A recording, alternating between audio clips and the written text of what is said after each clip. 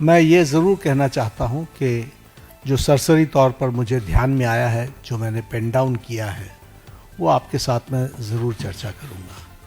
अगर मैं बात करूँ जम्मू कश्मीर में सर्विस सिलेक्शन बोर्ड के एग्ज़ामिनेशन में पेपर लीक हुआ, जहाँ पर कांग्रेस और एनसी की सरकार है, नेशनल कॉन्फ्रेंस की।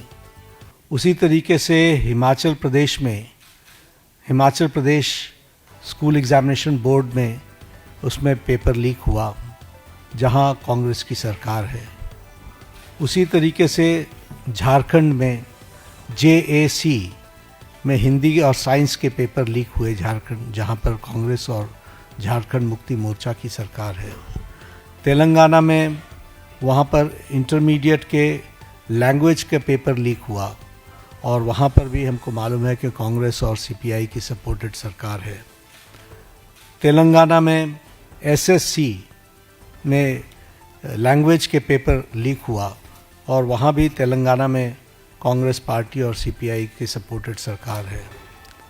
तमिलनाडु में B.Ed के कोर्स पेपर में वहाँ पर जिसे हम कहते हैं Tamil Nadu teachers education university board, वहाँ भी पेपर लीक हुआ। वहाँ भी उस समय विपक्ष की सरकार थी। वेस्ट बंगाल में पुलिस कांस्टेबल का रिक्रूटमेंट एग्ज़ाम पेपर लीक हुआ, वहाँ उस समय TMC की सरकार थी। पंजाब में Punjab subordinate service selection board, इसमें ग्रुप B के एग्ज़ामिनेशन में इसमें भी पेपर लीक हुआ और मैल प्रैक्टिसेस भी हुए हैं। उसी तरीके से केरला में स्टेट में PSC के 26 एग्ज़ाम पेपर में इरेगुलरिटीज़ हुई हैं। कर्नाटक में जहाँ पर कांग्रेस की सरकार है, वहाँ भी प्रेपरेटरी बोर्ड एग्ज़ाम में पेपर लीक हुआ, PUC के पेपर में लीक हुआ। तो इस तरीके से मेरे को तो ये कुछ नाम मैंने लिए हैं अभी। ये इसकी बहुत लंबी फेयर लिस्ट है जिसके बारे में हम चर्चा चाहेंगे कि जब चर्चा हो। लेकिन मैं पूछना चाहूँगा विपक्ष के नेता से, राहुल गांधी जी से, कि आप सिलेक्टिव क्यों हैं? Why are you so selective? आपने UPA की और UPA के सपोर्टेड सरकारों को, जिसे हम इंडी गठबंधन कहते हैं, इंडी अलायंस कहते हैं, उनकी गवर्नमेंट्स के बारे में आपने क्यों नहीं चर्चा की? क्यों आपने अपने आप को उससे अलग रखा? ये स्पष्ट बताता है कि आपका उद्देश्य छात्रों का हित नहीं है। आपका उद्देश्य एजुकेशन में बढ़ोतरी हो, एजुकेशन की क्वालिटी में बढ़ोतरी हो, स्टूडेंट्स को जस्टिस मिले, इसमें आपका इंटरेस्ट नहीं है। आप स्टूडेंट्स के विषयों को, डिमांड्स को लेकर के आप पॉलिटिकल माइलेज लेना चाहते हैं, राजनीतिक रोटियां सेकना चाहते हैं, जो कि दुर्भाग्यपूर्ण है। लेकिन मैं इस मोड़ पर एक बात ज़रूर कहना चाहूँगा कि यह समय ये नहीं है कि हमारी सरकारें, आपकी सरकारें, तुम्हारी सरकारें, इस तरीके से हम इन चीज़ों को विभाजित करें। ये गंभीर मसला है और जैसा मैंने आपके सामने कुछ नाम गिनाए, ये बड़ी लंबी लिस्ट है जिसमें UPA की सरकारें इन्वॉल्व हैं जहां पेपर लीक हुआ है।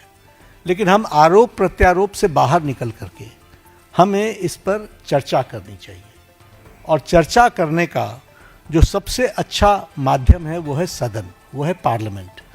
और हम चर्चा के लिए तैयार हैं। गहन चर्चा हो, गहन चर्चा के माध्यम से इसकी बारीकियों में हम जाएं। What are the factors which are leading to for paper leak, who are the people involve, and how the central government has responded.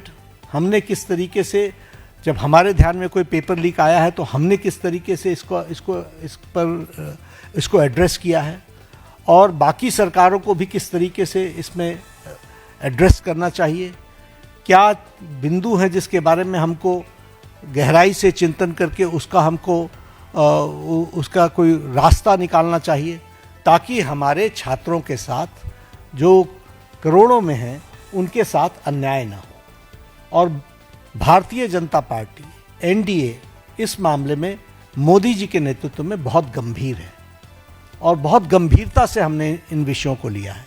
और इसीलिए हमने चाहा है कि संसद में इसकी चर्चा हो। Short duration discussion, long duration discussion, business advisory committee में आप तय करो कितना समय आपने लेना है, 12 घंटे लेना है, 18 घंटे लेना है। राज्यसभा में मैं लीडर ऑफ द हाउस के नाते मैंने हमेशा इस बात को माना है कि जो विपक्ष जितने आवर्स तय करे, हम चर्चा के लिए तैयार हैं, सरकार चर्चा के लिए तैयार है। और विपक्ष को इस बात को ध्यान में लेकर के उसे गोल पोस्ट नहीं चेंज करना चाहिए। हम आरोप नहीं लगा रहे हैं, आरोप प्रत्यारोप नहीं होना चाहिए। हम इस समस्या का किस तरीके से निदान कर सकते हैं उसके बारे में हमको सोचना चाहिए। और पार्लियामेंट सबसे उपयुक्त फोरम है जहां हम गहराई से इसकी चिंतन कर सकते हैं। ड्यूरेशन विपक्ष तय करे और उसमें हर एक एस्पेक्ट्स के बारे में चर्चा हो और हम कोई ठोस नीति लेकर के आए, क्योंकि बच्चे कोई हमारे हैं, आपके हैं, वो देश के भविष्य हैं और देश के भविष्य की चिंता करना हमारी जिम्मेवारी है। और हमारी जिम्मेवारी में सरकार के साथ साथ विपक्ष की जिम्मेवारी भी है। इसलिए विपक्ष भी अपनी जिम्मेवारी को निभाए और हम सब साथ मिलकर इसका समाधान करें और कोई स्थायी समाधान की दिशा में हम आगे बढ़ें, ऐसा मैं निवेदन करना चाहता हूँ। आज मेरी तरफ से इतना ही कहना है। मैं फिर आपको आश्वस्त करता हूँ कि मोदी जी के नेतृत्व में चलने वाली सरकार जिम्मेवार सरकार, रिस्पॉन्सिबल गवर्नमेंट, रिस्पॉन्सिव गवर्नमेंट, ये हमेशा आतुर है कि सभी बातों की संसद में चर्चा होनी चाहिए और हम चर्चा के लिए तैयार हैं। एक मिनट ऐसे एक मिनट 2-3 सवाल ले पाएंगे, ज़्यादा सवाल ले नहीं पाएंगे हम लोग। आमोद राय।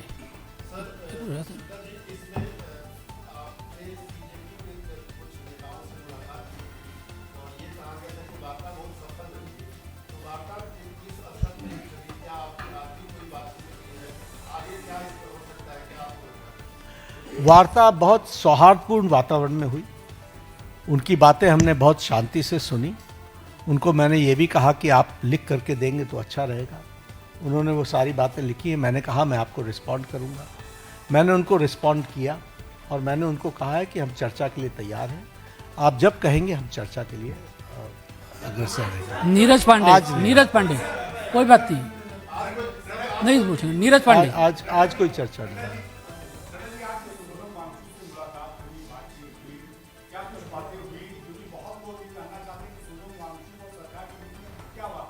नहीं, हम तो उनका हालचाल पूछने गए। उनकी शिफ्टिंग हुई सफदरजंग से, हम वो मेदांता में पहुँचे। तो एक तो वो आईसीयू में थे तो वहाँ पर बहुत रिस्ट्रिक्टेड वातावरण होता है, लेकिन उसके बीच में हमने उनका हालचाल पूछा, उनके बेटरमेंट की बातचीत हमने की और हमने कहा कि आप अपना अनशन तोड़िए और आप मुख्य धारा में शामिल होकर के बच्चों को सही डायरेक्शन की तरफ आप ले जाएं। हमारा सरकार सारी विषयों के बारे में चर्चा करने के लिए खुली है और वो हमेशा उसको एड्रेस करेगी। तो उन्होंने कहा ठीक है, हम इस पर आपको आई विल रिस्पॉन्ड बैक। आज उन्होंने पत्र लिखा है, मुझे ओपन लेटर लिखा है। हम उस पर जवाब देंगे और जवाब दे करके वार्ता आगे बढ़े, इसकी हम चिंता करें। जतिन ठक्कर।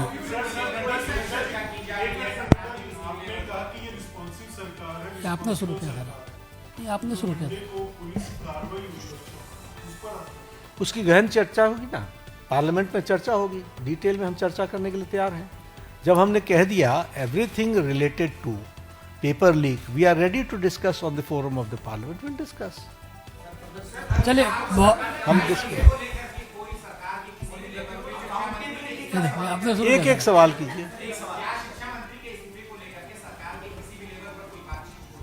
नहीं, इस तरीके से नहीं होते। हम चर्चा के लिए तैयार हैं, वो पार्लियामेंट में होगी। वो अपनी बातों को रखे, सरकार जवाब देगी।